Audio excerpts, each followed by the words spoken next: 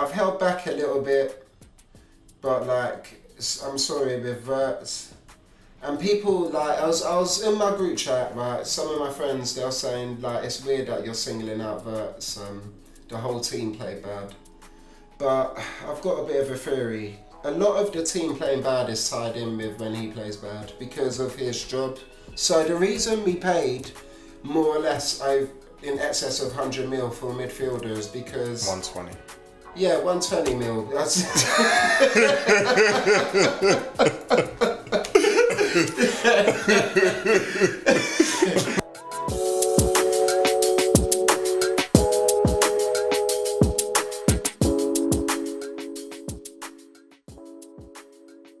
Okay, yes, we're back for another episode. Episode 3, international break, just passed. Did you catch up? Did you keep up with the international break at all? Only a couple of games. I've seen the first England game, and then just like saw clips of like all the like important moments across all the other games, but I wasn't really. Yeah, like, no, I can't lie, I didn't really watch any of the England games because I was following Nigeria. You know what I'm saying? Yeah, because obviously big game to win. Won the first one against Rwanda, but South Africa we drew 1-0, which I don't know if that's going to be enough. There's still only 2 games left for Nigeria to try and qualify for the World Cup. They're coming probably, I think October maybe, but they're must-wins now. Really, South Africa was a must-win as well, but it's 2 points dropped. Hopefully they can win the others. But to be honest, I didn't really keep up with England during the international break. How do you feel about, because I'm hearing about Tuchel, well, the second game went well. Yeah, because 4 goals. But the first game, there was a lot of questions I heard, so...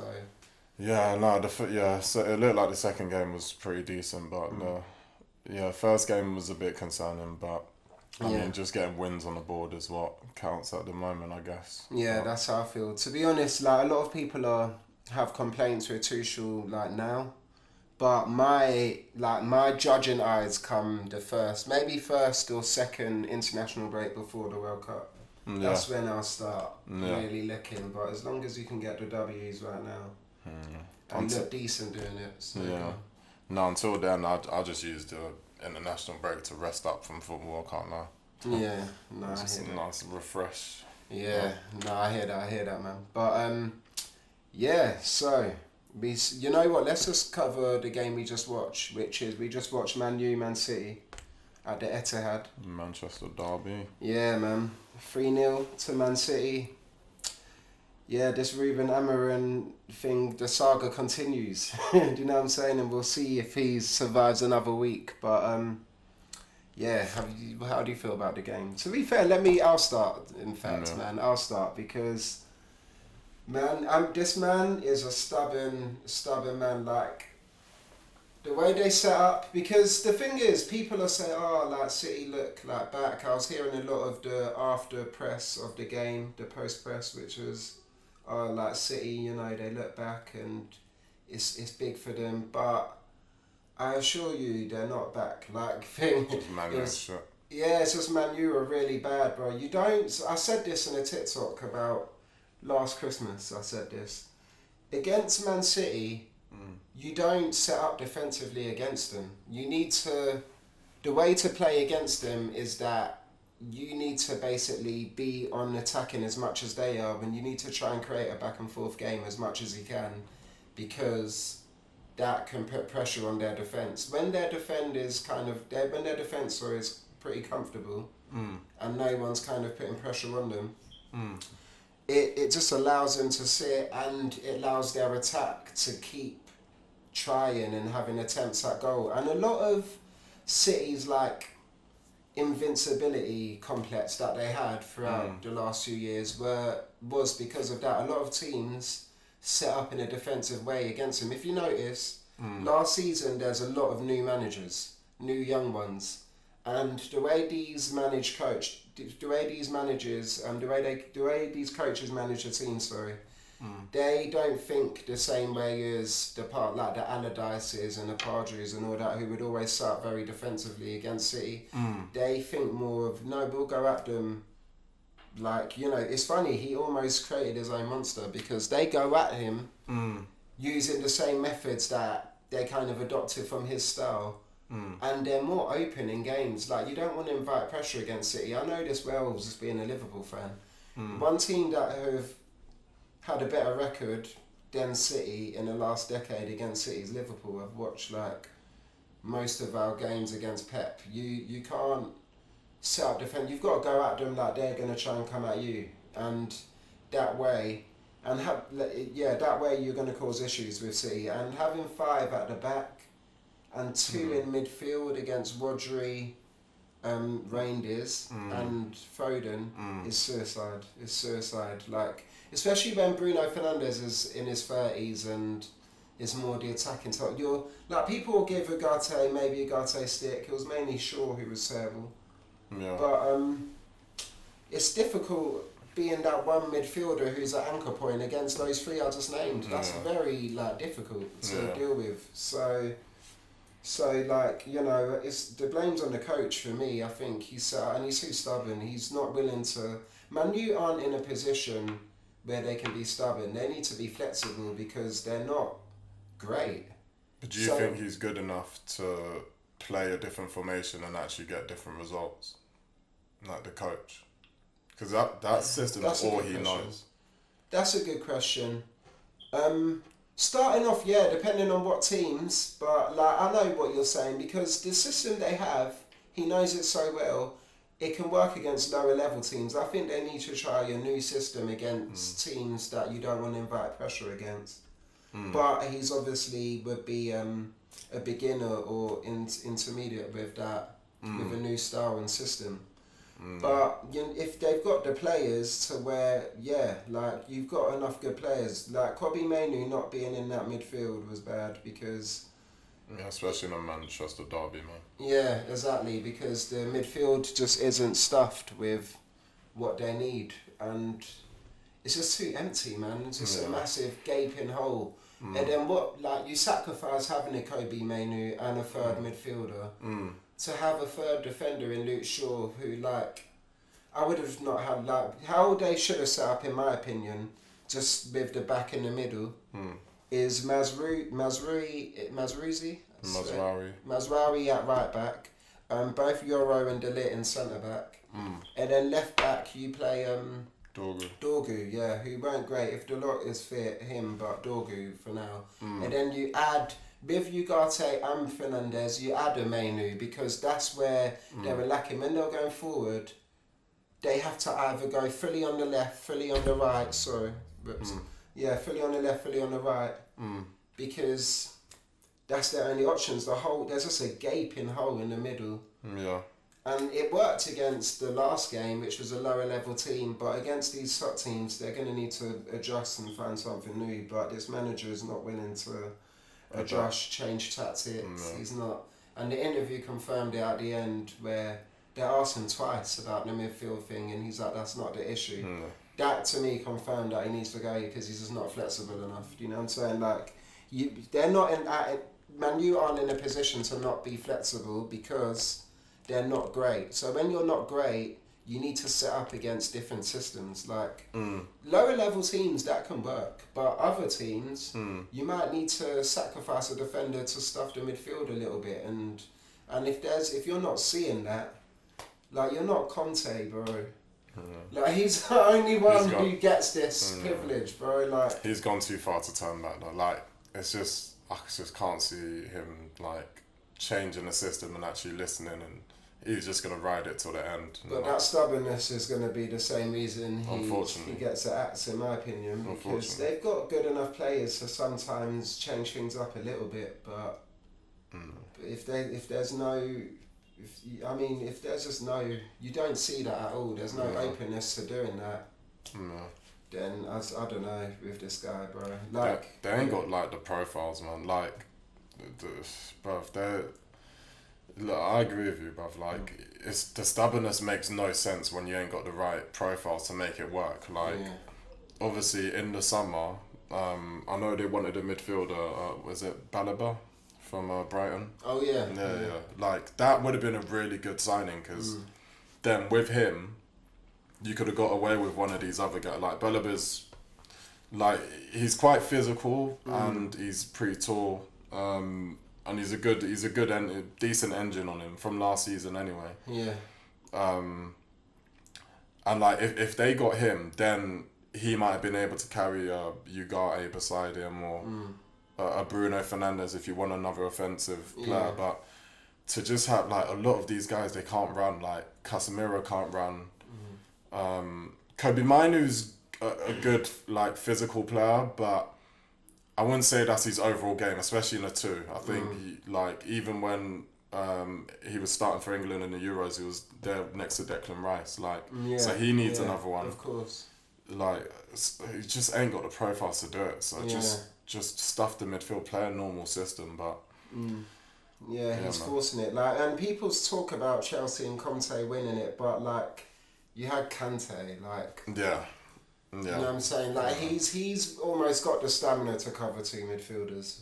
Yeah, literally. You know what I'm saying? But and then like, even with him, Conte didn't even risk putting Cesc next to him. Like Fabregas wasn't a starter in that season. It was Kante and Matic, and then Fabregas was off the bench. And it's like, if you're not gonna do that with Bruno, because Fabregas is better than Bruno. Yeah, like far better player. If Fabregas weren't good, then. So man, like like where the legs gonna come from in the midfield? You can see it when they play, and this man doesn't want to change. So to me, change has got to come from somewhere. That's clear.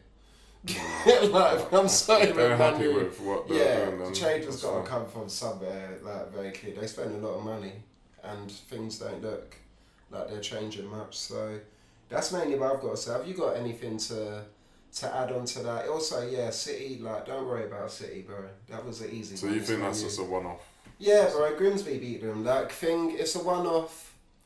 The way they set up weren't great in terms of Man U. City's real test is Arsenal next week. But, no, I still don't fear Man City, bro. I still don't fear them. Like, I think we can get them. Yeah, I do think the same. Like Man U... Yeah, I think it's just going to be another bad season for them. Like, they ain't got the and it's not even the profiles just in the midfield area. It's like everywhere around the pitch. Yeah. Like, I'm not too mad at Luke Shaw going to LCB because it's been done before. Like Azpilicueta at Chelsea, even Nacho Monreal when we played that system for a bit. Yeah. And won an FA Cup with it. I think the next time we won the FA Cup and we used that system, Tierney did it. So it's not new. Yeah. But like, I don't know, man. There's just so many things. Like it's who he's next to as well. Like it has to make sense. And none of the players in their back 5. Yeah. So if we're going to include the wing backs, none of them can actually have the profile to help the midfield. Yeah. So. Not even Diallo's a forward, so he's gonna be more of a winger in that system. Dalot is a fullback. Mazraoui, like he's more defensive. He's a forward. I was saying Dalot.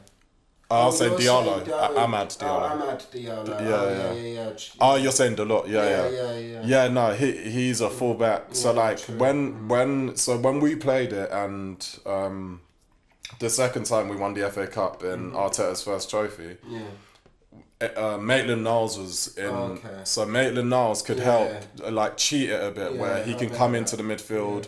Even the first time we did it under Wenger, Oxlade-Chamberlain was, even though he played like directly as a winger, he still was a midfielder as well, so he could help us cheat. These lot are just all defenders. And then one's a forward, like which is Ahmad. So none of them can help cheat the system and like shuffle into midfield like when the context or like the game requires that. Yeah, I understand what you mean, because what they need, what they have is a full, like in the defence, one of them is a forward, but they need one that can play midfield to help. Stuff. Yeah, because the issue is there's a gaping hole in the midfield. Like, everyone can see it. So who can come in and support? I know like what you're saying, of course. And even with the first couple games when they kind of looked alright against us and maybe the next game. At least with that they had Mount in the front line, so he was kind of doing half of that job, but then the flaw on the other side was that offensively they didn't have enough attackers. Yeah. So he keeps like effing up his own like what he's trying to do. He's just not finding solutions, man. And like Man U obviously, if they want to keep going with it, then that's like fair game. But it's mad to not see the errors. But as far as City, like obviously next week is going to be the big one to kind of know what time they're on. Yeah. I'm with you. Like, I'm not too concerned about them for the long haul, but what we were talking about the last, I do think Donnarumma is a big, like, I think they're a different team compared to before the international break to now because of Donnarumma. I think he's a great goal. He's mad save in the last game, and I did say in that thing last week that he's still one of the best shot stoppers in the world. I'm still gonna I still keep to that. I still think he's a great shot stopper. Yeah. The way Man U set up today, to me, wasn't a true test of what I was referring to, of getting him on the counter-attack press. And there was even one press they did where he passed it to the left. It was a bad pass that put a player in danger. When teams know how to set up in ways, it's really, a lot of he'll look good for most of the season. It's the top teams. It's the Champions League and Arsenal, Liverpool. Probably Tottenham. Well, Tottenham have given them issues already. Even with Donnarumma in, I think they'll give them more. Teams that are set up in a certain way where they press, in like, you need a midfield to press, because if attackers are going to press forward, someone needs to cover that space behind them. So Man U have no midfielders, so they need to be a little bit restrained in pressing. Like, their system creates so many issues that it's amazing that the manager doesn't see it, right? The Man U one, because it's not a good example to use for what. Because when you've got five in a back, you're sacrificing so much up top. You can't even really press. Like they need to stick and stay in certain positions, because if they press and get caught out, the whole shape is fucked. Like, so they can't really. That, to me, that's not a good example of what I was referring to. But you will see it with other big teams, like. It's true that... You mean pressing Donnarumma, maybe? Yeah. You'll see, like, issues come from their back four. It'll be like when, let's say they're trying to keep possession, the right back has got the ball, passes it back to the goalie. Yeah. But then they're trying to play out again, or there's a lot of press and they're having to go back. It's the only option. Those are the moments where I think... I think you can get at them in that way. I think... Donnarumma, maybe this season is a one-off where we don't know how the signing will go because of Pep's style, but I think it's a great City signing long time because Pep is the only one that plays with like an unbelievably great keeper with his feet. Like not everyone else is pretty normal. Like everyone else has keepers that are good with their feet, solid with their feet, decent, but he's the only one that has keepers that are like outfielders with their feet with it. Like City are just going to become a team like everyone else after Pep is done, and then obviously it's still going to be a problem, but they're not going to be as reliant on the build up. No, I agree with you. And for the long, like, it's very clear that to me it was a signing by the team. After the interviews, I saw that interview where they said, "What do you think about Donnarumma?" He said he's so big. Going back to Donnarumma, what does he give you that you didn't have? He's so tall. That gives us is so huge. Yeah. Like, that was weird. Like, it's not one of his signings, innit? Let's be honest. And it's for that context, it's a good one. They paid very little money. How much did they pay for him? I'm not too sure. Yeah, I think it was little money that they ended up paying for him. And no. For the long run, it's a good signing. They've basically got. He's still like under 25, I think.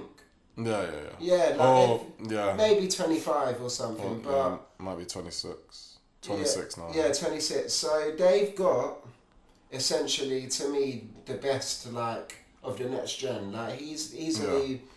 As a goalkeeper, he's one of the best of the next gen. I can't think of any young ones that are like super tight right now, kind of like he is, who's cold. So So no, for the long run, for sure. I'm saying they're not going to be an issue this season, like with Pep. It costs Like 30 mil. 30, that's a great price for him. yeah. Do you know what I'm saying? For Because there was a lot of issues with PSG. Yeah. And PSG never need money. Like, they always let players go for free, cheap. Money's just not an issue for them. So, like... So yeah, it's a great signing in the long run. Definitely. I think they've got their hands on one of the better goalies of the next gen. You know what I'm saying? For sure, maybe the best. To be honest, probably. So no, in the long run, it is a good signing for sure. But more in the short term and this season. Yeah, with Pep whilst Pep is here, I said they're not going to be a threat this season. Like, they potentially can. I can't see into after Pep. I don't know what manager they'll get, all of that. But for what I can see, which is like this season, and he's here now. But he might probably save them a few points. Yeah. But maybe save him a few. But he's a great shot stopper. He is. Yeah. I'm just scarred, man, from what he did to us in the semis last year, man. Like, I don't know, man. I just hope he doesn't become our bogey keeper. Yeah. Like, because we have a few that, like, I don't know if you remember Shea Given back in the day. Oh, yeah. Shea Given was, Newcastle. man. Yeah. He always delivered, like, stepped up against us, like, and he basically, like, denied us points. Yeah. I think in the Invincible season, we might have had a 0-0 against Newcastle as well, like, and I think it was due to him. Yeah. And, like, he was cold. Yeah. So I think maybe I just have a different, maybe most Arsenal fans have a different view of him compared to everyone else just because of what he did to us, but yeah, we'll see. But like, next week, obviously, we'll see him. Yeah, man. Like, yeah, we'll see next week. We'll see throughout the season, to be honest. But in the long run, no, I think it's a good signing for sure for City. But yeah, man, we'll just see with their future. Champions League, a lot to see with City. I feel like, man. But let's get to the Arsenal versus a great result for your boys. Yeah. What was the score? 4-0, 4-1 or something? No, it was clean sheet. 4-0 or something. Yeah. 3-0? I think it was 3-0. 3-0. Yeah. Sorry. Yeah, 3-0. Yeah, man. Like, good result for Arsenal. What's your analysis, man?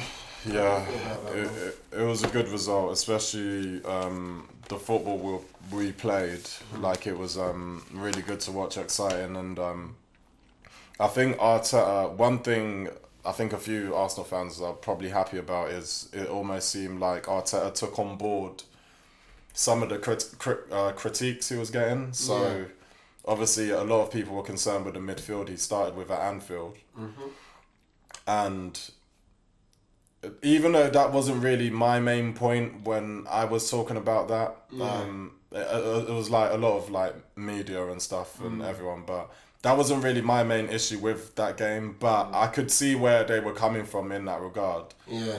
And so obviously this weekend he's dropped. I wouldn't say dropped, but like he's rested Rice. Bought Marino. Sorry, Marino keeps his place, and then obviously Odegaard's the one that comes into the team. Already that midfield is looking a lot more technical. Obviously we're at home, expected to win, but that midfield trio played together at Sociedad. So, and I think it showed in how more comfortable Zubimendi was yesterday, because I think there was just that familiarity. They understand where he wants to pass it, where they want to where he wants to pass to them between the lines. They know where to position themselves. They just have a good grasp of possession football. Do you know what I mean? Which you know, Rice will have to adjust to. I think with Rice and Zubimendi together, like Rice, it's almost like Rice is not. I don't know. Like, it's almost like they both don't really quite know what their roles are. Like, who wants to come the deepest, who wants to receive, and all of these things. But Zubimendi was the sort of first pass guy. Marino pushed up. Marino knows where to go between the lines. He's more technical than Rice, and Odegaard the same. And I think it was great to watch, man. It was a good performance. Like, we played like on the break, we were fast. The quality Eze has as well, we just look like a proper like Arsenal team of old in terms of an Emirates game. So I was happy. Like What Zubimendi's was gone. your thoughts on the starting 11? Like Martinelli dropped. Yeah. I mean, it was expected because Eze's our big marquee signing. So yeah, like we all wanted to see Eze.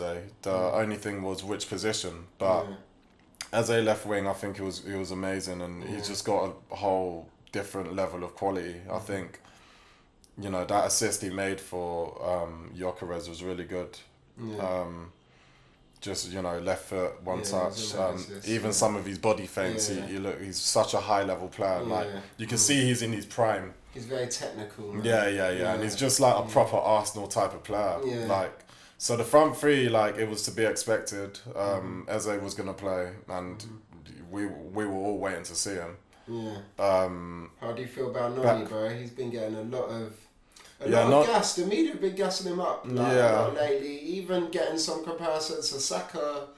And in terms of like, how do you feel about all of this? Yeah, it's something Arsenal fans shouldn't get drawn into, because obviously Saka's like, what Saka's done for the club is like, it's mad. Like Madueke's backup to Saka, and that's just, I think he understands that, but. With Saka's situation, he's going to get a lot of games, and it does seem like Arteta is more willing to rotate, so it's a good thing. I think Madueke was like, he had a good game, you know. I will say though, there's a lot of huffing and puffing with it though. It's like, the 1v1s, he's very good, and he's always a threat, and he's always coming, but the end product has to pick up. Until I start seeing that is when I can really have some real conversations about the £55 million price tag. Like, until, you know, that's starting to happen. And like, he scored for England midweek and stuff, so he's got good confidence. But like, Saka comparisons is mad, obviously. But we've seen enough to know that, okay, our attack, like, there's a lot of players that can come into the team now, and we can trust at least. Still though, there's still levels. Like City next week, you know, exactly. Do you know what I mean? That's so like, that's the game where we'll see quality. Like, I'm not worried about Eze in a game like that. I would hope Gyökeres does step up. I was happy for Gyökeres getting a couple. But like, you know, Madueke, if you can deliver in those games, that's when we can really judge you and talk about, okay, not skipping a beat without Saka. Do you know what I mean? Man. So that was alright. The midfield, obviously Odegaard came off, and Nwaneri came injured, in.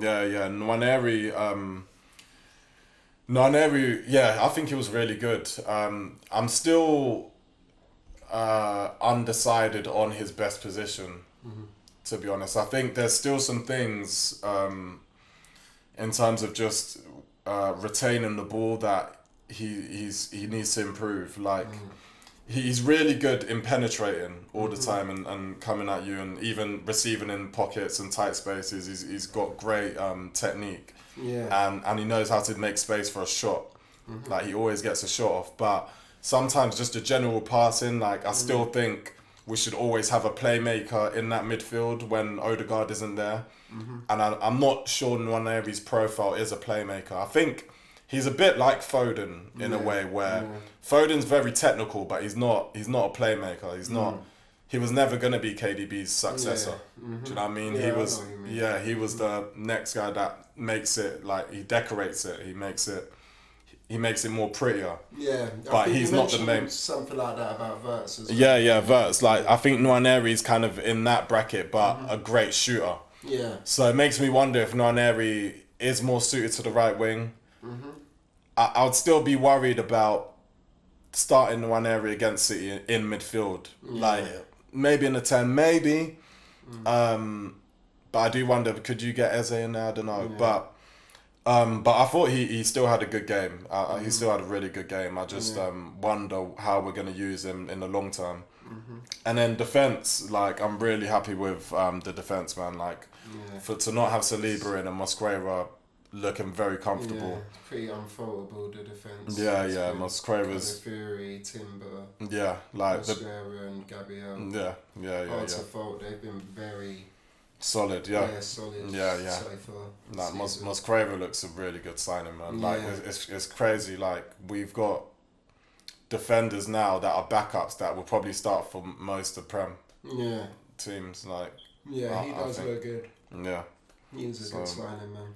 No, but, about that game though, it's funny because I don't know if it was last episode, maybe the episode before, but we were talking about the managers we think will be the first to get chopped, and I thought it would be either Potter or Amorim. Yeah. But it turns out it was for Forest. Nuno, Nuno, which was mad because to me, he probably exceeded expectations the most last season out of every manager, either him or Arne Slot. Obviously, every manager starts the season with goals. Yeah. Either him or Arne Slot had to be the ones who overachieved the most on their goals. Do you know what I'm saying? And for one of those to get axed is wild. But like, I guess Maranasca's got his reasons. That thing, them not getting into the Champions League and all of that is just such a big thing, I think, at the club. You know what I'm saying? It's very bittersweet because from title contenders to not top 4 is a bit of a drop, but it is Forest. Like, you've kind of almost got to be happy with whatever. Like, he took Forest from, I don't know, I think the season before they finished like 15th, 17th or something in that area. He took them from there to like 6th. I think he can't get over that. When they bottled it to Leicester, and when he came on the pitch and had that incident, I don't think he's let that go. It feels like it's all been downhill since. Not even downhill, but just the drama around it since that very day. Yeah, it's true. Yeah, I don't know if he can let that one go. But, so Big Ange has come in. I don't know about that. I feel one thing I will say is I feel like Ange and this Maranascus they're both Greek. They've come together, said, you know what? Fuck the players and whatever like ends up happening with the players we'll make promises where we need to. I want a trophy. You can deliver. They're saying fuck the league. Like their whole thing, I think, is cups in it now. Like he just won the Europa Cup. Get him in there competing in a conference this season or the Europa Conference. I think. Okay, the conference. Yeah, it's a conference. Okay, so they're competing in a conference. Yeah, bro. The job is just gonna be, I think, to win that. That can keep you in the Europa. So like you can now survive with. You can finish 15th. Look at Tottenham and Man U. You can finish 15th and 16th now. And win that and still be like basically be top 4 now. So to me that's what I think they're on. And Ange does win trophies. Let's be honest. Yeah. Also, Forest do have a rich history with cups and stuff. Maybe he just wants to add to that. Yeah, no, it's true. They were competing in the Champions League back in the day quite a lot and stuff, to be fair. But man, just very interesting. What did you think of that Zubimendi goal? Because Liverpool fans were.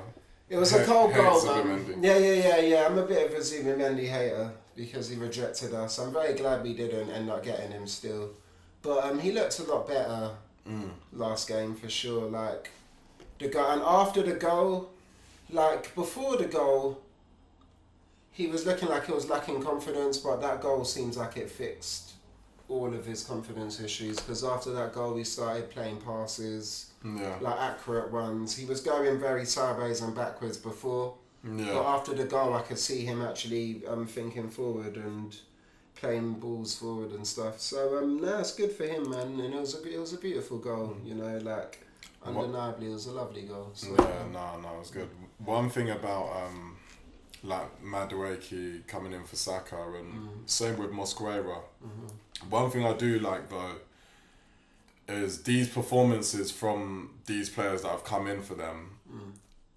I think I wouldn't say weakens both those because both of those players are in situations where we need to they should be having contract talks now in terms of extending.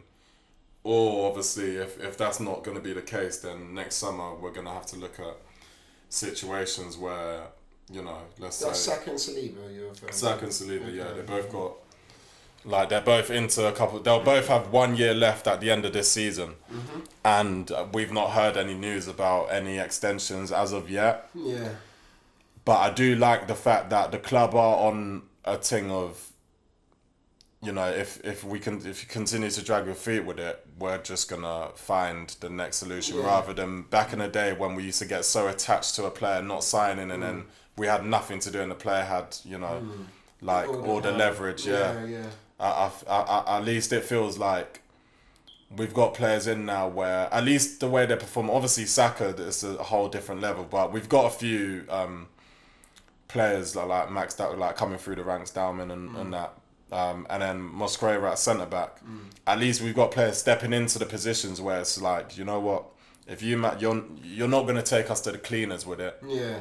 And if you man continues to drag your feet, we'll just, you know, move on. But hopefully those situations are resolved. But that is one thing I do like about the players that did come in for Saka and Saliba, Madueke and Mosquera, that it's kind of still, you know, they've given us some enthusiasm and we're not sort of caught up in the contract talks and stuff. So I'm happy with it. And you're not so like reliant. This what I meant about the depth in Arsenal squad now. You're not like so reliant. Like if Odegaard, Saka are injured like they are this season, without these signings, things could look bleak. So yeah, it'll look like last season again, really, isn't it? So yeah, man, the depth is so important for Arsenal, I think. Yeah. And I can't really fault. It was a good goal by Zubimendi. I still think Arsenal are our biggest competition for the title for sure. Yeah, good game from them. Defence has just looked so good, like so strong. Defensively, Eze looked good. Yeah, he's such a great quality, man. He like good. That, some of them feints, man. He's, you could tell he's in his prime, like 27. He's just different, like gravy, man. I loved it. But yeah, man, no, it was a good one. But next, I do want to move on to the game we watched today, which is Liverpool and Burnley, man. Another late goal. I've got a lot to get off my chest regarding this game, to be honest. Like it's another not enjoyable game to watch, and we've had a lot of those. We're getting the results, but none of them look pretty. Yeah. And it's a shame. The one we lost against Palace was the only one that looked good. Where we actually, Arsenal we looked okay, but yeah, it's yet to be a good performance. And I've held back a little bit, but like I'm sorry with Verts, and people like I was in my group chat, right? Some of my friends, they were saying like it's weird that you're singling out Verts. The whole team played bad, but I've got a bit of a theory. A lot of the team playing bad is tied in with when he plays bad because of his job. So the reason we paid more or less in excess of 100 mil for midfielders because 120. Yeah, 120 mil. That's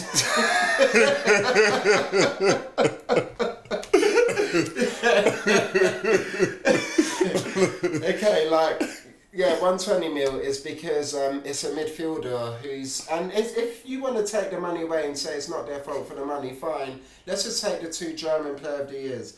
Now with Verts, right? This is his job, technically and tactically. This is what he's meant to do, which he's not fulfilling right now. Which is, as the player in the position you're in and what we pay for and your profile and style of player, he needs to at least be an option to the left winger, the striker, the right winger and the 2 midfielders behind him. Anytime they have the ball, he basically has to be an option. That's like his role. And he did that a lot with Salah this game. Yeah. So him and Salah were linking a lot. But you need to for him to have a really good game and fulfilling game where Liverpool will also look good, with him looking good, is he needs to do what he did with Salah with at least 2 more. There needs to be 3 out of 5 players in those 5 around him that he's linking up with a lot. That's how we will be able to keep the play ticking. In the system we want with him. So what we want with him is him doing 1-2s, linking with this one, that one, which will then scramble defences. But he's getting tied down too much and he's getting smothered a lot. Like how defences are dealing with him is by smothering him. But these days I play defence, so I know, bro, like if you've got a tactic to work, you can pocket attackers if you know what to do. Like I've done it, bro, like playing just footy addicts and that. You know what I'm saying? I've done it many times. Like, and the thing is with Wirtz is they know if we can just smother him with sometimes two if he's in position. It's weird how they do it. So if he is just kind of stagnant but got the ball on him, it's smother him with one but stay tight on him. But let's say he's in movement with the ball on him. You keep two that aren't too tight, but they're tight enough to basically one step they have contact with him. And physically he's struggling a lot. Like I mean it's Burnley, as maybe you can give him grace, but it's Burnley. But for what I've seen, it's not good enough. And then I will challenge Liverpool fans I'll ask you this, right? Hear me out here. Yeah. Now Wirtz and Rio, who's had more impact? Who's had like more in Rio's just come off the bench first against Newcastle and the game today. Wirtz has started all 4 of our Premier League games.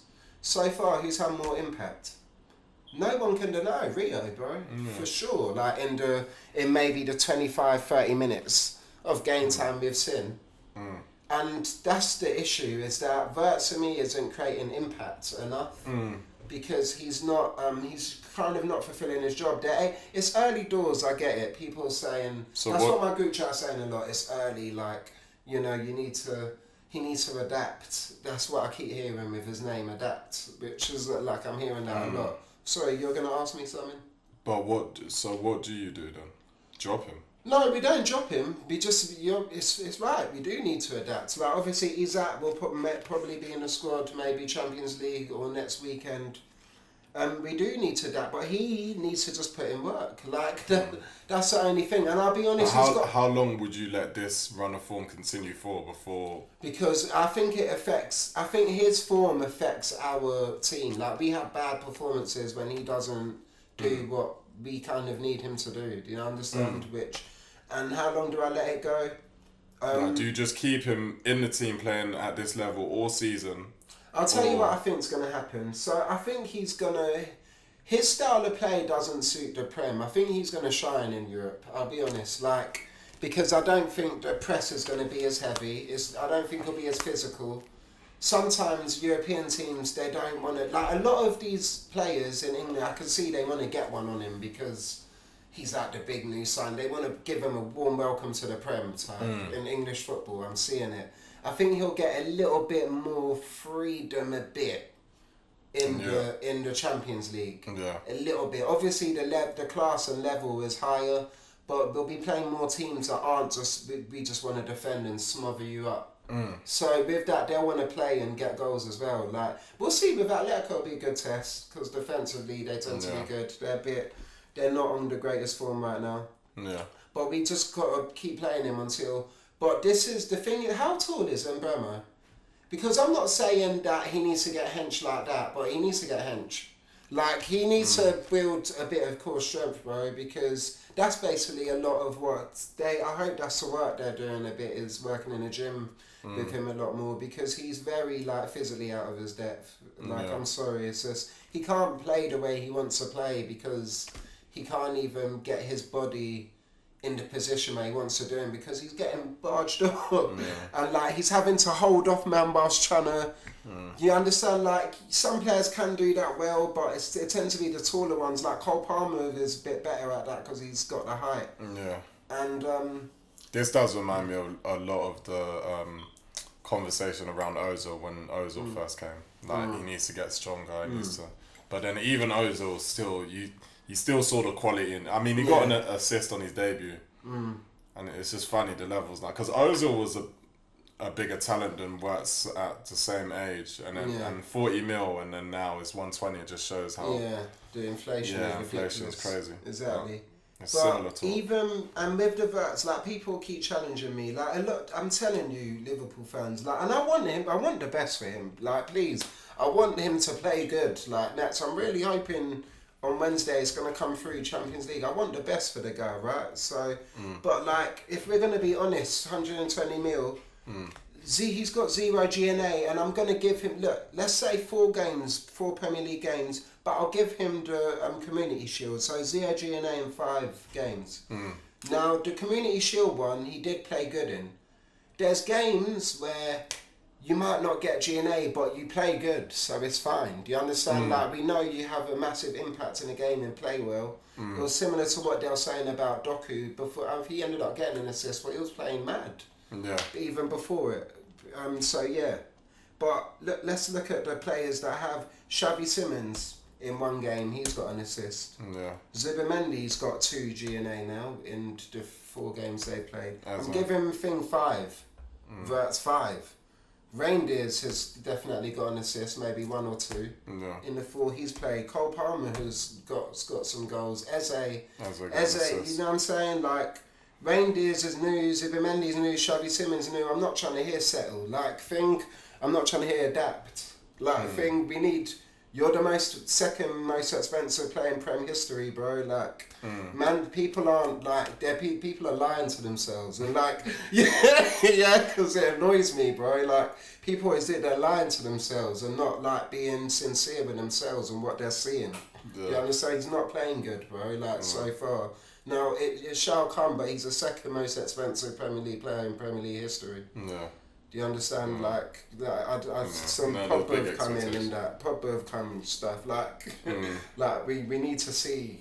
For me, I need to see something. I think what I'm hoping will happen, what will probably happen, is catch form in the Champions League. Hopefully, the game following that. He'll probably be better in bigger games. It's these teams that want to defend. Like, hopefully, we'll do good against the Villas. Maybe Newcastle on a bounce, like some of the bigger teams. These ones that want to defend, man, like those physical men that just want to drapes him up. That's where he's struggling big time. And it's the thing I said, like he linked up with Salah well today. Yeah. But there needed to be 2 more out of either Gravenberch, McAllister, Gakpo, and Ekitike. Now I will shoot him some bell. I'll shoot him some bell. With Ekitike played really bad today. So position-wise, he was in very bad play. Like, he was never up there. Yeah. He was always like in left wing back for some reason today when he needed to be in 9. And that makes it harder for Wirtz because he needs their pentagon around him. Let's say he's the centre of the pentagon. He knows. What's making me laugh is like Liverpool fans get a new toy and all of a sudden Ekitike ain't been getting no criticism, but Isak here now. All of a sudden they're seeing flaws. These men are seeing flaws in Ekitike's game and all of that. Like, he was getting no smoke before, but Isak, new toy. And all of a sudden, Ekitike is not doing things. Right. No, so Ekitike, so to me, the new signings that have impressed me and so far have looked good are Ekitike and Frimpong. Like, Kirkes, we should do his speak. Yeah, let's speak. Yeah, you got it. Like, I'm going to get to Kirkes in a minute. We'll get to him in a minute. But anyway, with the Wirtz, so, with the Wirtz, I shoot him bail with Ekitike weren't in the right positions today, to be honest. Like, he just weren't in the 9 where he was meant to be. Yeah. So it makes it harder for him. He had Salah he was linking with, but now you've only got 3 other options because Ekitike, I just don't know what he was doing. He was never like there today. But he still played well. I haven't got no smoke for him at all. But like, it was just a bad one. But it does make me think Isak's definitely got to be the 9. Because he just understands position. It was just Ekitike's off-ball game today was really bad. He just weren't in the right places. So like maybe the left wing is easier for that because you just know where you're meant to be on the left wing. Yeah. So yeah. So what's your best? Give you a lot of choice of where do I need to be as a 9. So for you, what is your personal front 4? When Isak's ready, front 4. So Wirtz still starting at 10. Yeah, Wirtz 10. Okay, so then the 3. Salah right, Isak middle, and then it's really the Gakpo Ekitike on the left, which is the rotate. But I would start with Gakpo because Gakpo's got a signature move. Like I do like that. Like with Isak coming in.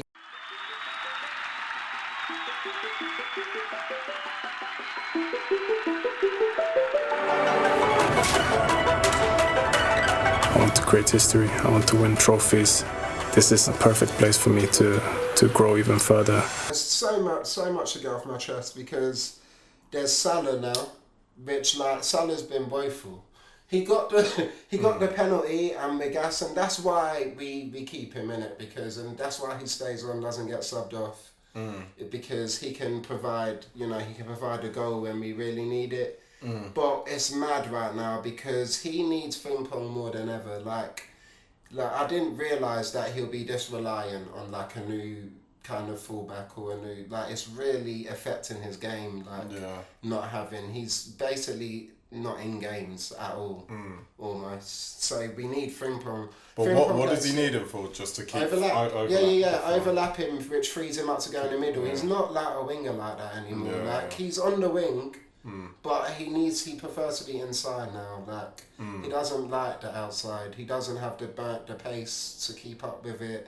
There's so many more steps to go. Bradley's kind of that type of... Yeah, but when Bradley came on, he performed a little bit. Yeah, he improved a little bit more. Yeah. Bradley played well, man, off the bench today. Like, I was really impressed with Bradley's performance off the bench. He came on, and I think he ran the lines, did a lot. But then after, when we brought on Rio and Frimpong, that changed the whole dynamic. Because we had the true pace. Trust me, Salah's lost a step, because that was the true, players that just cause chaos. Rio doing step over, just dribble here, there, pass it in. Frimpong, the goal came off of Frimpong. Handball in it, where they're being nuisances is what we needed. We didn't have like that before. Like no one. And then the other thing with Wirtz is, finally, if you look at like most of our winning goals, they come after he gets subbed. And not only is it after he gets subbed, he's got hooked every game. Yeah. Do you understand? So no one can really, if he's got subbed every four out of four, come on. This isn't me I'm watching. Are we watching the same things? That's something I realised. That's not by accident. And we've got a manager who's not afraid to do things like that, and he's got a good feel for. So he just feels what I'm feeling, really. But Kirkes, that's the other one. Kirkes, improvement needed urgently. And the thing is, I get it, because he's got the pace. He put in some decent crosses before he got, he did. He put in some decent crosses. But he needs to fix, because, the decision making needs to be fixed. And there's not, we can't use the adapt thing for him. He's played, over 50 games in the Prem, I believe. It don't work for him. You just need to defend better. Ben Robertson came on, he looked so much more comfortable today. He's just someone who understands, no silly tackles, just got it. What was bad with the Kirkes thing is that I was watching closely, Van Dijk weren't trusting him. Van Dijk didn't want to pass the ball to him. He kept looking that way, seeing what can I do on the right, the middle, far right, and was ignoring making that pass. That's a massive issue, because we need, at Liverpool, everyone needs to be trusted, basically, to pass to. That's really bad. That's when we had Saka. Was it Saka in centre back? Saka. Yeah, in centre back. Where it's so bad. It's so risky. And it's not even like that with Kirkes. Just Van Dijk didn't trust passing to him. I don't think it's like that with Kirkes. There's not a risk. He's going to turn over possession straight away. But your teammates need to trust you on the ball and stuff. And yeah, man, just mentally, just stupid dive, to be honest. And then there's that tackle where you're lucky to not get a yellow. But from that point, he had to get subbed. And I like that slot is like that. I'll be honest, he had to get subbed to that thing. If he stayed on from 36 minutes, he got subbed off. If he stayed on from there to half time, he probably would have got sent off. So what you're saying so far, how many players you signed? 5 or 6? So you're saying it's only two hits. So far 2 hits, Frimpong and Ekitike.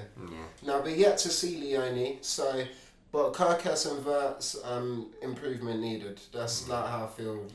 What was that other thing you were telling me the other day about Salah and how he feels about this Isak. Yeah, it's funny, yeah. I have like a little theory regarding, so you remember when they asked Salah about is he better than last, and he said no, straight up he said no. And there was that tweet where someone put up a tweet saying our new number 7 and 9 is so much better than our old one. Yeah. Our new 7 and 9 is Wirtz and Isak versus Nunes and Diaz. And and Salah said let's not disrespect like these Premier League winners and but all they might that. just be his mates. Yeah, I'm sure there's mates, but I've got a theory.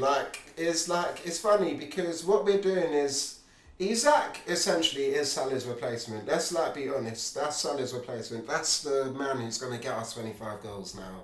We're looking at it like Salah's been that guy for the better part of the last half decade, really for over that. But and I don't know if we know Salah's got a big ego, bro. Come on, everyone kind of knows that. The way him and the Mane thing, all of that. And I'm gassed with so this is our first time talking since Isak's been confirmed, right? On the pod anyway. And I'm gassed about the Isak signing because I said it in the final against Newcastle. I've said it all along. Salah's not a finals goal scorer, big game player, but Isak is. Yeah. So now we've got the real deal for that. To me, he should take pressure off of Salah now. Yeah. If we get into a semi-final Champions League or another FA Cup final, Isak will be the one. We look at him to provide the goal, but obviously I don't know how Salah's ego is taking this. He's lucky he's pitching in with these penalties because he's actually not bringing a factor up top. He's a non-factor, which is it's been bad, bro. I don't care what if people been watching the same games. We've played bad, in more or less all these games because these players are playing bad. It's not just he don't look like the same man of yesteryear. He does not. I'm sorry. It feels there was a contract. There was a lot to play for. He was gassed. New manager, he was gassed. Him and Klopp had a thing. It's a different time now. His company, he's got the contract. And it almost feels like all the suspicions everyone had about Van Dijk falling off a cliff is almost looking like Salah's. But as one thing is, it's true. Actually, we thought. We did think, not Salah. Surely he'll still, and he's still got quite a few goals. I think he's still got 3 goals maybe in 4 games or something. So he'll get he's a difference. But the reason why we can't sub him off is because of this. He's just so efficient. Yeah. And it's he needs to pick his moments in a game now. It's I can't even sustain for 90 minutes or even 70. Yeah. So I have to pick a cool 20 or 10. Yeah. Of when I'm gonna strike, and he tends to hit when he strikes. To be fair, he's got high IQ, innit? Salah does, and he's adapted well. Yeah. But I don't know if there's some sort of weird energy towards the new players or Isak. Or I don't know if the players are meshing like that. There was even one moment today where Kirkes, he missed the part he went so he passed to the right, but McAllister wanted to receive it, and he missed that option. He missed it, and McAllister kind of turned around, threw his arms up, and I don't know if there's tension with some of the new. That'll make sense, Cause the new cast Because what's the thing you told me Sozoblai even said about? Oh yeah. So when Wirtz first came in and they interviewed him, he was saying that it'll be hard if you think just a Premier League winner is just going to get replaced. I'm up for the challenge and everything, and I mean he's definitely played better than Wirtz so far, and man, they need to mesh, man. They need to mesh. Van Dijk's got to get this under control. He's got to get this under control. We're not looking. The managers have got to get this under control. It's not. We're getting the results, but now it's getting too worrying because there's so many bad games now. It's just I was thinking it's a lot of changes for a title winner, and the thing is, you needed the changes, but for your whole almost half your 11 is different to the one that won the league. It's crazy. You don't really see that often when you just won a league. Yeah, I do think Robertson going forward for at least the next month or a bit should start. I think Kirkes should come off the because I thought we rushed Kirk. I thought that would be the thing. I thought we rushed him in. Like, I thought he'll be a little rotational because to me Robertson was still starting in a league-winning squad, and it's like you know how Simicast got a lot of games last season. You know what I mean? Like, it's really the plan was that for Kirkes for me. And then, but he's playing bare, just that's on his hella rash and that. And it's just like, when Robertson came on, there was a level of comfortable for me where, to me, that, like, I would prefer for Kirkes needs a bit more time and to, like, understand what we're trying to do. Because I think it's more, he just needs to kind of optimise a little bit of his game. That's it, like, just in IQ as well. He's not looking up and seeing some of the right passes.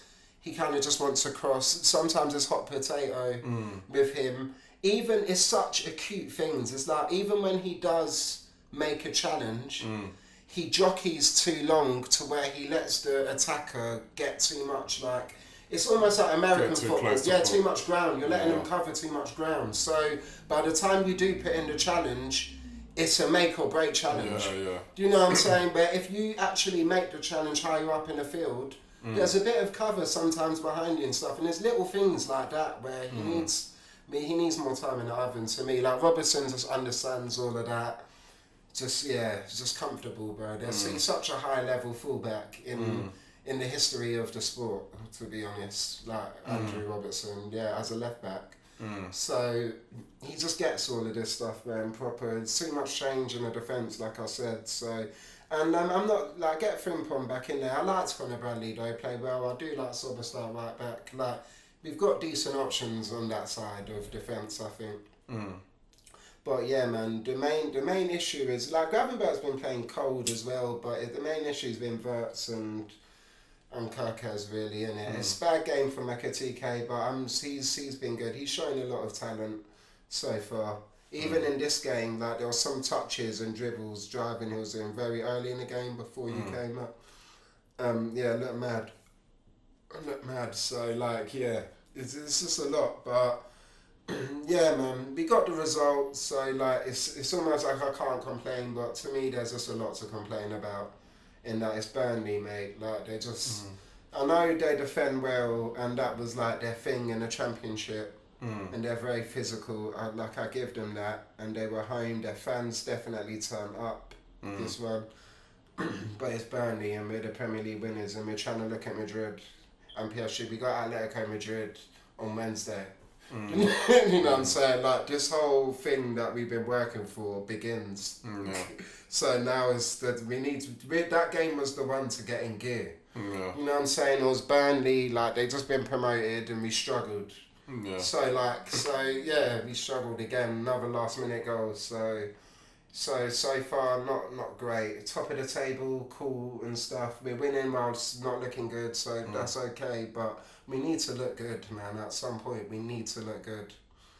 Or we'll have to just bench like Wirtz, by the way. Like, if because Soberstar's looking mad, bro. Like, he's looking cold. So, and I know he looks cold from right back, but he takes the long shots. Like, Wirtz, that's another thing. Like, I've got a lot of things. He takes so long to get the shot off, bro. Like, I think every long shot he's taken's been blocked this season. I'm pretty sure every single one. Like, Soberstar can get them off. Like, there's more that he needs to adapt to, bro. Like, his trajectory and that is just bait. Like, that, the shot, like, there's just so much to work on. I'm sorry, like, from what I'm seeing. It's like, when Soberstar came in at that same position, moved from right, he got like 2 long shots off.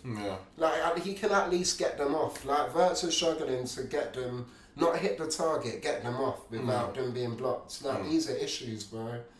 They're issues. Some okay little dinks and passes today, but yeah, man, there's more work to be done for sure, I think, there. But yeah, it's just a lot to get off my chest. But yeah, man, that's really how I feel with that game, Liverpool-Burnley. Have you got any? No. It's just interesting hearing that perspective. It's a lot. But let's have a little preview. I mean, we can cover some of the fixtures during the week, like Tottenham. another W. Yeah, Tottenham they did look good. Yeah, man. A lot of the result was probably accelerated after the red card, I think. But it's a poor West Ham team, though. It's a really, really bad team, man. I think West Ham are in real danger of the drop. Oh, yeah. It's looking bad. It's for them. bad, yeah, man. Yeah, it's looking terrible for them. Yeah, but nah, Tottenham have looked quite good, to be fair. Like Xavi Simons, it was nice for, like, I'm sure for them for him to get an assist early doors is good. Yeah.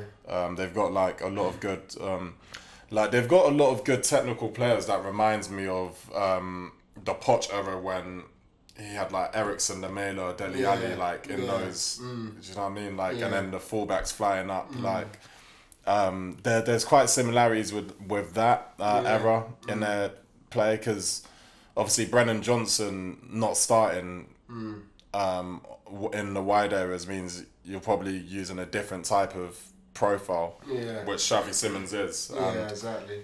Yeah, that kid Bergval. But even Brennan Johnson's more on the right. But even Mo Kudus is that type. Yeah. Of, Yeah. Exactly. Like, I think because Johnson, like Brennan Johnson, surprised me against City at the Etihad when he played left. Yeah.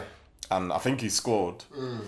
And I was like, okay, like Kudus and Johnson on the flanks, this could look quite promising. Yeah. And then I assumed Xavi Simons would come into the 10, but actually this role for Simons, like, it's a bit like Ericsson when Ericsson sort of either played wide right or wide left. But he wasn't really obviously he was like inside. He was inside because he had Carl Walker always bombing up, or if he was on the other side, Danny Rose always bombing. So I think Simons will end up being used in that way. And I think it'll be interesting. Like, I think they look good, like quite solid. They look good. And it's funny. So they basically answered all of the things I was saying for my dark horse thing. Yeah, with the which striker. I was saying, if they can get another striker, they're looking at like. We thought Savino at the time. Being Xavi Simons to me, which is an improvement. Yeah. They played together back in the day, innit, at Leipzig, I think, or something. Maybe a team before them, but yeah. So that's an improvement on that. I said they need a striker to compete with Richarlison. They got Colomani, and then they've got depth. They've got good depth, man. Like they've got that defender I like, Romero. Their right back is good. Pedro Porro, he's decent.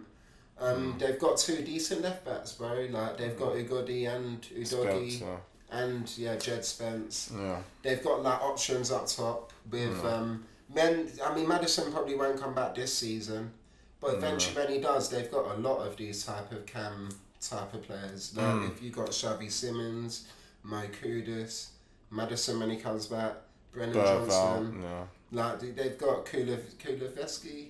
I don't know if you want to count him as one of those, but I would. So they've got a lot of like depth, man, and that's the thing. And that's why I was picking them as a dark horse, and they're looking good, bro. So far, they're the ones not dropping points. Like Chelsea dropped points over the weekend. You know what I'm saying? It's another one where they've dropped points against teams they shouldn't drop points against. Like they're yet to play a big one, and they've had 2 draws. Yeah.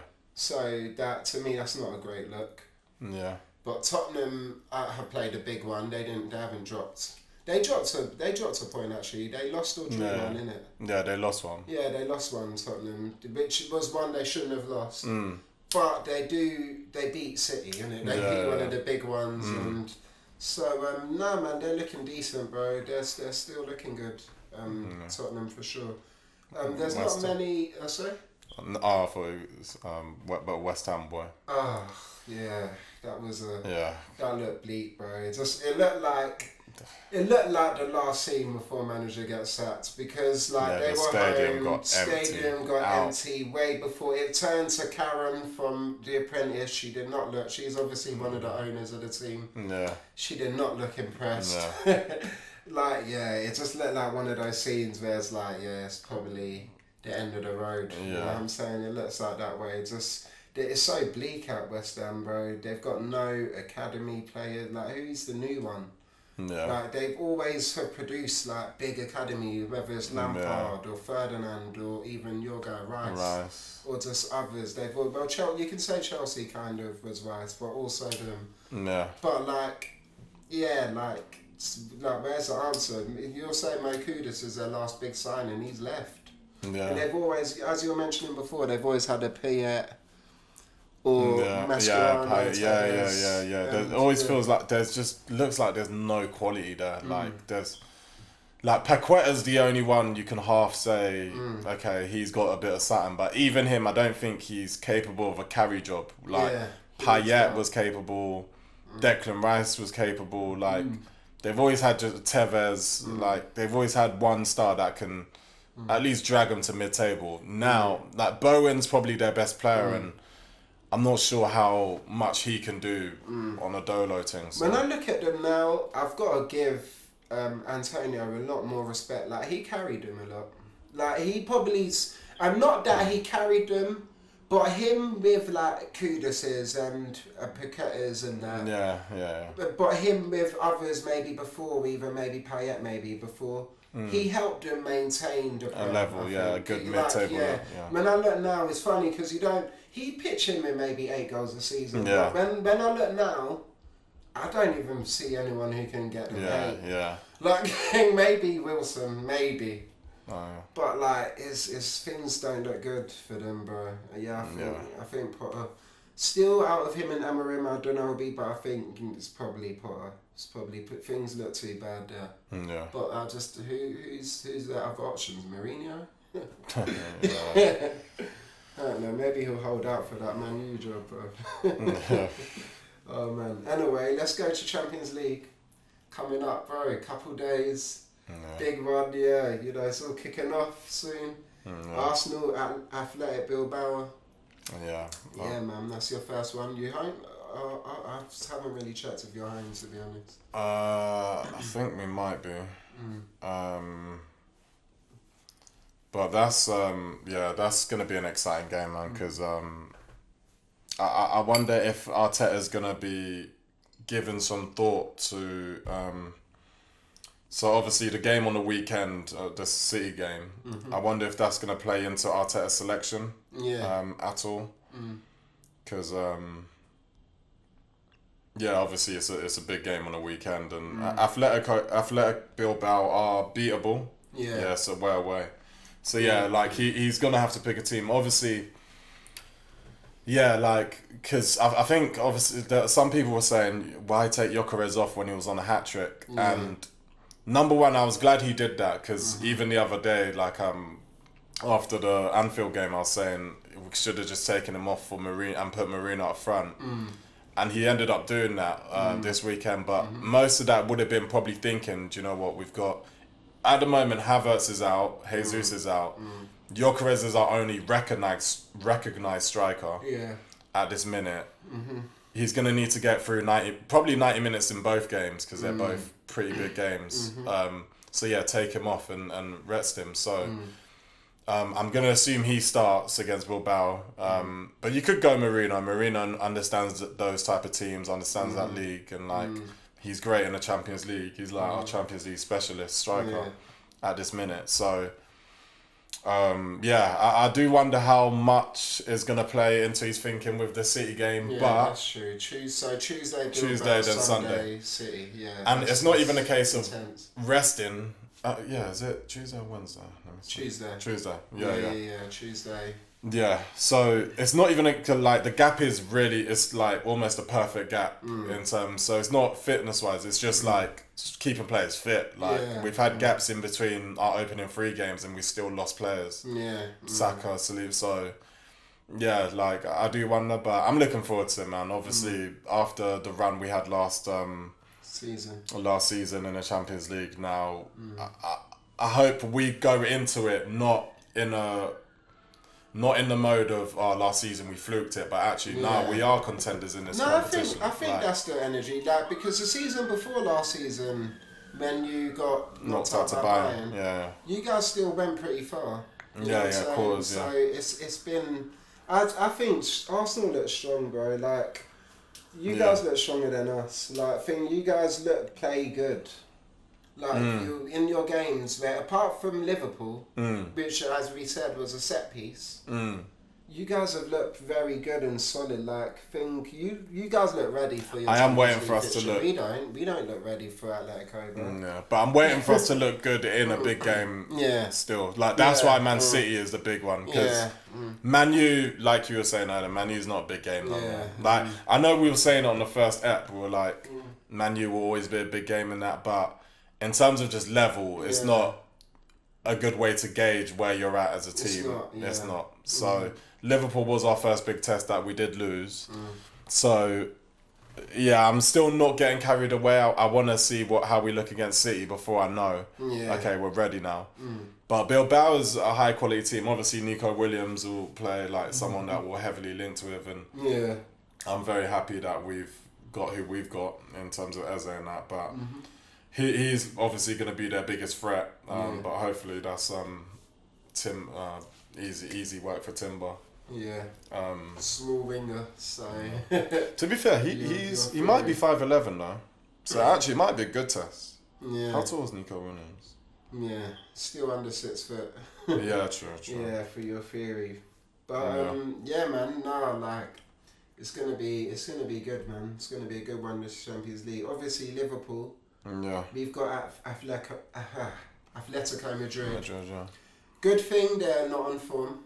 So both teams aren't on form. They've been losing. I haven't checked their result this weekend. But I know like their first 3 or 2, I think they lost 2 out of like 3 of them. So they haven't been on great form. Maybe they just picked it up in the one just before the international break, and this weekend I have to check. Yeah.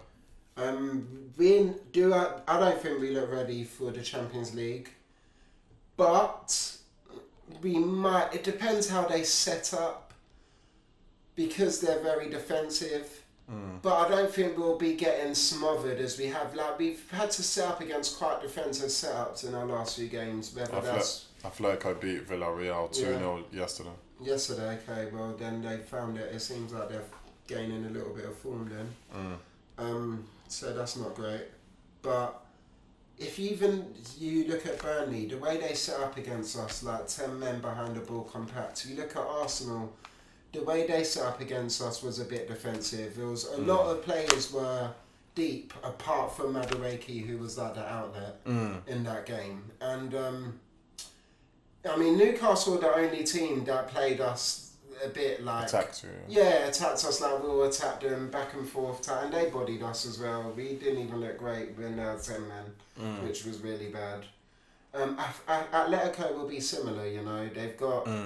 They'll be similar. They'll be a bit countery as well with Alvarez and that. So they'll just be solid in terms of shape and things like that. So again, it might be a little bit difficult for Wirtz to just hopefully they don't smother. No, because their shape will be solid. And that's where that's what catches them out, because if there's 2 big solid midfielders that don't want to let him play, then it's difficult for him. So it's going to be a big test. It's going to be a big test, and hopefully Isak comes in. That's like the big one is Isak, really. He's going to be the game. Hopefully he can help, because I do shoot Wirtz Bell with Ekitike. He had good dinks that game, but Ekitike weren't in the right places. We can get Isak there during the week. I would love to see him against Atletico. We look like we're lacking goals from up top. I would love to see him. And with Isak now coming into the team, hopefully that can improve Wirtz's game a little bit more. Yeah. But no, that's one I'm definitely excited about, the Champions League fixture.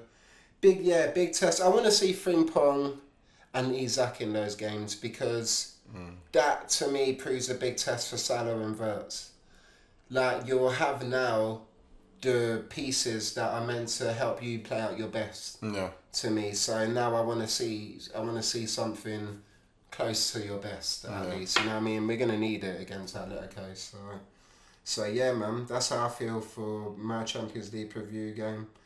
To be honest, I haven't checked the fixtures if there's like just a massive one coming up. You know what I'm saying? Let's see all the CL fixtures, and if there's a big one on Tuesday or Wednesday, apart from our teams.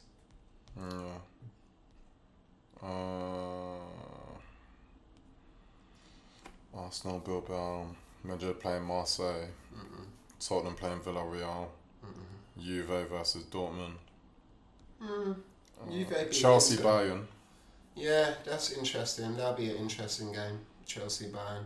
and then Thursday there's Champions League games on Thursday. Oh yeah, mad.